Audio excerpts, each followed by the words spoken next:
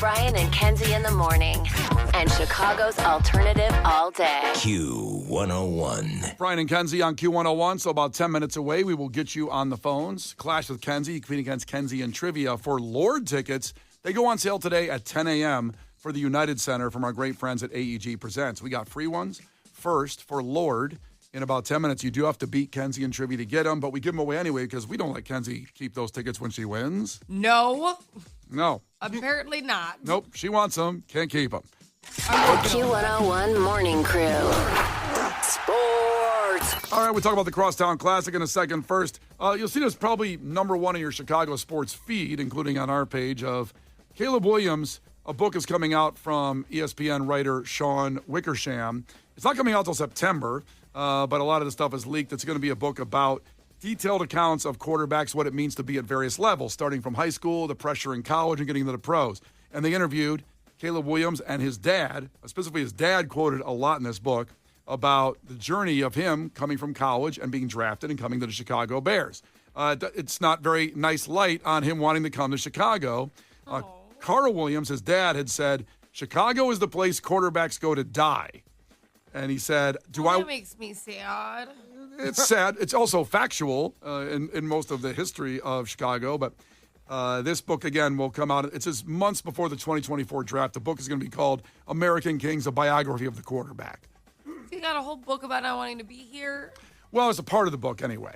A big part of the book. A big part of the book. And that's what's causing – no one else is talking about any other part of the book except for this in the last 12 hours. This is the excerpt that was released. The book's not out yet, in fairness. Yeah, he's trying to sell some books before they gets published. Get As he should. Good. Those pre-orders out there. Yes. So he put the juicy topic, which isn't, by the way, this is nothing that new. Caleb Williams had said these things when he was in college. He was coming off as kind of a prima donna, that he wanted part ownership of a team that drafts him.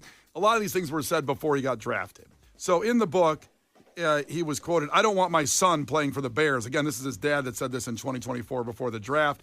They even looked around the league and tried to check in the collective bargaining agreement of a way to get out of being drafted or what happens if they get drafted. For example, Eli Manning, whose dad asserted pressure and control over that draft in 2004, met with labor lawyers and agents, and eventually Eli Manning got out of that deal and ended up playing. He would have went with the Chargers, where Phillip Rivers eventually went, and instead Eli Manning went to the Giants and won 2 Super Bowls, and eventually will be in the Hall of Fame. You might argue his numbers might not be a Hall of Fame quarterback, but you win 2 Super Bowls, you're probably going to get in the Hall of Fame. Mm-hmm. So his dad had checked into those kind of same ways of getting out of being drafted by the Bears.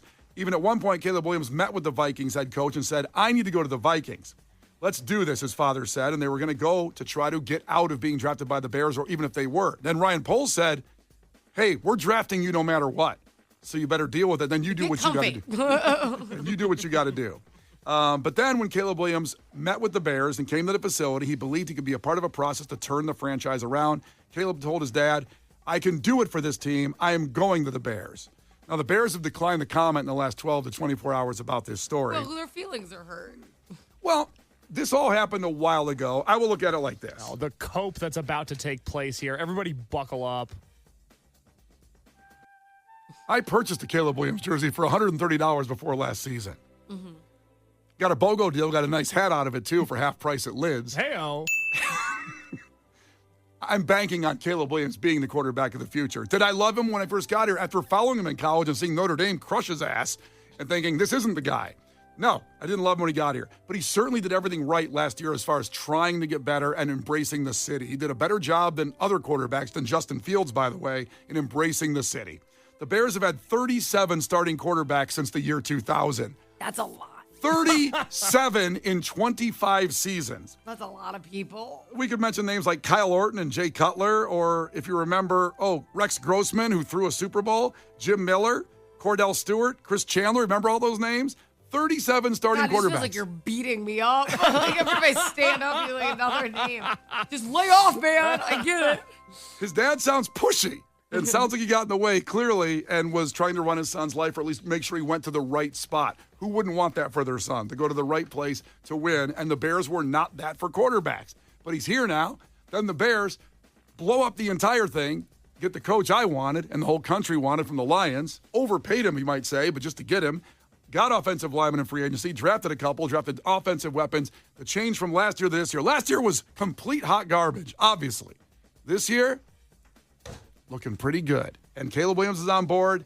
This book, clickbait to sell some books. It's not clickbait, it's direct quotes. Yeah, but it's direct quotes. Clickbait. It's just what happened to him.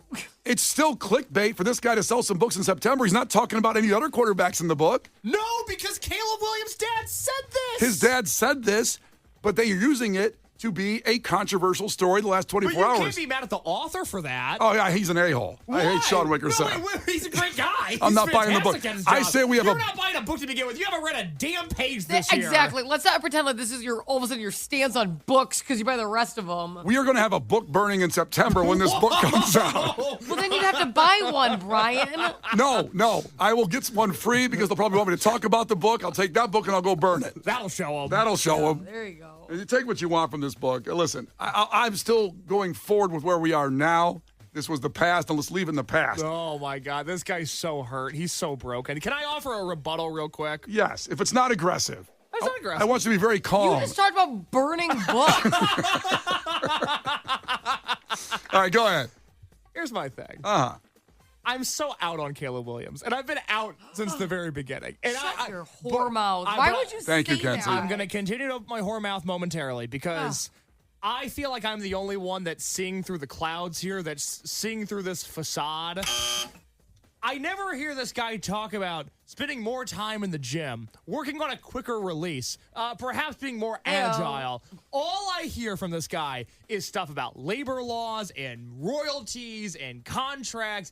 He does not have the mental fortitude that I need for a Super Bowl winning starting quarterback. This guy is focused on all the wrong things. He's been focused on all the wrong things from the start. I would drive him to the airport tomorrow if I could. I would trade him now before it's too late. That is the biggest load of gobbledygook I have heard. Now, don't you use my word on me. Because obviously you didn't watch any press conference after the games of all games, and they were losing. The Hail Mary, not his fault, by the way, and that led to all those losses where he said, this is on me. He took blame. He took credit. I have to be better. I have to work better on things. I have to get better in working with the book, with the offensive program. He said all these things last year during games, before him, afterward, his press conferences. And I know that could be gobbledygook, but all quarterbacks do gobbledygook in press conferences. At least he's saying the right things. He wasn't like Justin Fields, who went, yeah, I don't know about the coaches. Justin Fields was an a-hole when he was here. And Mitch Trubisky has this kind of historical perspective that he was some god. But didn't the Bears at some point quit on their coaching staff last year, this team that was led by Caleb Williams? It was garbage. It was garbage, but he didn't. He kept coming in and saying the right things and working hard.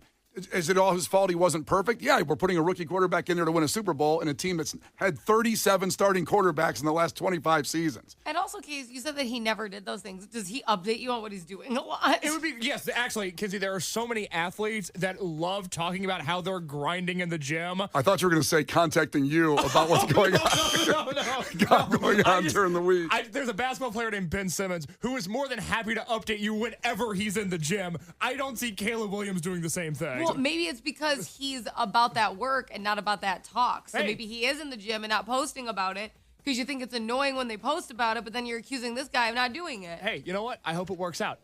I'd lead the parade if they won a Super Bowl. I'd be. You can't do it now. I'd be over the moon. No. You said you'd drive him to the airport right now. I'd drive to the airport tomorrow. That's the thing. You can't lead the parade then. You lead the parade. I don't think you're going to be invited to the parade. I hope I'm wrong. I hope you can use this audio against me in 9 months. I just know it's not going to be the case, so I'm not worried about it. The good thing is we have a podcast, and we can go back to this. And when the Bears are rolling next year, you can see. And then I picture Case all of a sudden being like Ferris Bueller, jumping into the Super Bowl parade, trying to take control of it. Makes me want to shout. Listen, this is going to be a fun season. Let's go. Also, it's going to be fun this weekend. The all-time series record, the Crosstown Classic. The White Sox lead the series 78-74. The Cubs have won 5 straight, though. And this is what we've talked about off the air a lot, and even on the air quite a bit, is why today and this weekend just feels different about the Crosstown Classic. I feel like, and this might be my perspective, my view, that it feels a little bit watered down lately. Obviously, with both teams, with the White Sox being the worst team in Major League Baseball history last year and the Cubs not making the playoffs in 7 seasons. But I feel like this series, this weekend, is getting a real shot in the arm. It's really fun. This is the first weekend series since 2021, the first 3-game weekend series since 2021, because me and Case have talked about this off the air at length. Why are they burying the Cubs-White Sox game on a Tuesday, Wednesday? Yeah, it's bizarre. The last couple of years they've done that. This is a weekend series. It'll be a great weekend. Cubs swept the White Sox across 4 games last year, 2 at Wrigley and 2 at the rate. But listen, White Sox are rolling with the Pope right now. They're rolling with the Pope. That's right. Who knows what will happen this weekend? The Brian and Kenzie Show. On Q101. Brian and Kenzie on Q101. Get on the phones, 312-591-8300. You have to call and compete for this against Kenzie in trivia. You have to win in trivia to get tickets to Lord at the United Center. Going to be a wild show at the Madhouse. Tickets go on sale today at 10 a.m., but you get them free and first from Brian and Kenzie on Q101, and our great friends AEG Presents helped out with it. So call right now. Remember, if the competitor loses to Kenzie, we don't let Kenzie keep the tickets, so everybody's going to have a chance at these tickets either way coming up at 7:30 as we get you ready for Clash with Kenzie. Call now. The Brian and Kenzie Show. On Q101. You can't defeat her. She's too powerful. Clash with Kenzie. Let the battle begin. Q101. Let's go. Lord tickets go on sale today at 10 a.m. We got them free and first for you right now if you beat Kenzie in trivia. And stick around because if Kenzie wins, we don't let her keep them. She gives them away to everybody listening right now. But Ty has the chance to stop that if he wins. Ty, ahoy. Tell us something about yourself. What's up, Ty? Hello, good morning. Hey, what's going on, bud? Yeah. Hey, how's it going, guys? Tell me something about yourself, Ty. I am an animal rescuer. Oh, that's I nice. was wondering if you were going to be like, I was on a really popular show called Extreme Home Makeover for a long time, but okay. Different Ty. Love both Ties. It's okay. Love both of you. All right, Ty, here we go. First one to 5 wins. Listen carefully. If Kenzie gets one wrong, you can steal a point. She can do the same to you. Call heads or tails, Ty. Let's go with heads. It's tails. Oh, man. Kenzie, you're up first. Here we go. Alrighty. Kenzie, alphabetically speaking, what is the last U.S. state? Alphabetically. Well, okay. Is it Wyoming? It is Wyoming. Okay. Good job. Right before the buzzer. Kenzie's got one. Ty, what time zone is Arkansas located in? What time zone?